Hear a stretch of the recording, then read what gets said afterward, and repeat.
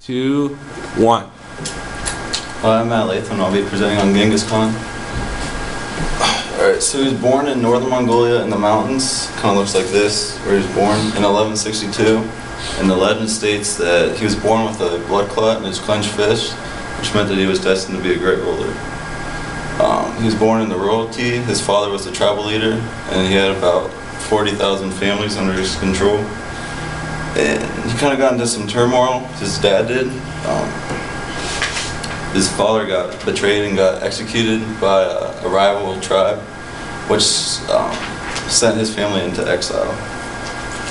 So while they were in exile, he went and lived with his future wife, Borte, and he also had much other wives, and he fathered 4 children with her.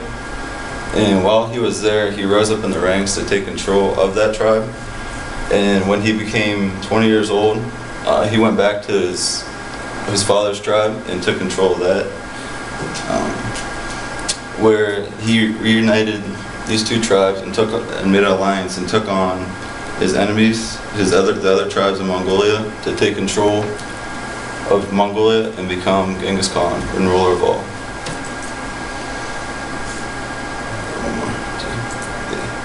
So this is his empire.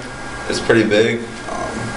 It contains about 11 to 12 million square miles, and it contained at its peak 100 million people, which was the second largest empire of all time.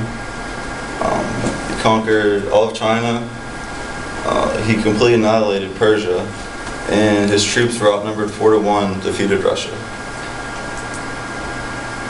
And how did they do this? His soldiers, they were all horsemen. They could control their horses with just their feet, and they were excellent bowmen. I read that they would take 4 soldiers with them when they went on like a military conquest, just because horses were so important to them.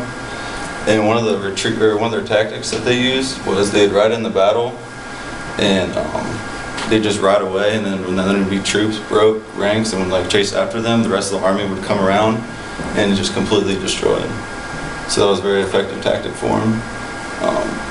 They were really smart people. Ghengis Khan would send like these spies into the enemy country before they went in and like start civilian rebellions to make it a lot easier for them to go in.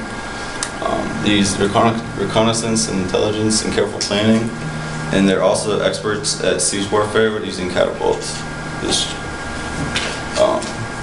Some things that he did while in his empire: he introduced his own writing. He promoted the Pan-Asian trade and reopened the Silk Road, which provided the prosperity for all of his military campaigns.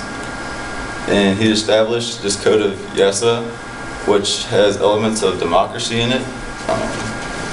It has religious freedom for all religions. The Empire of Mongolia had like mostly every religion out there. Also in this code, there was equality for women. Women had equal rights with everybody else. And it also stated that priests, lawyers, scholars, and doctors were exempt from taxes. So that was just a few of the components. And then they also had their own postal service, which had 1,400 stations in China alone, and the messengers had 50,000 fresh horses at their disposal to ride around and give out the mail. He does have a brutal reputation. At age 10, when they were out in the wilderness, his brother killed an animal and he wouldn't share it with him, so then he ended up murdering his own brother for that.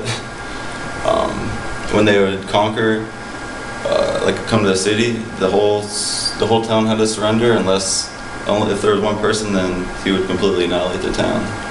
There's no negotiations. He had capital punishment in his empire, and he was responsible for the death of 30 to 40 million people. And then he died in 1227 from the historian. There's not really sure, but they think that it's because he fell off a horse when he was aged 64, and from those injuries he ended up getting sick and dying. His grave is a Mongolian practice or tradition that his grave was to be hidden. And the 2,000 people that attended his funeral were massacred in order to keep this a secret, and they diverted a river over top of the gravesite in order for them not to find it.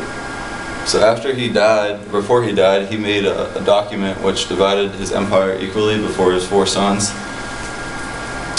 And then they ended up taking on the empire for a little bit longer until it collapsed. And then 1 in 200 people today are related to Genghis Khan.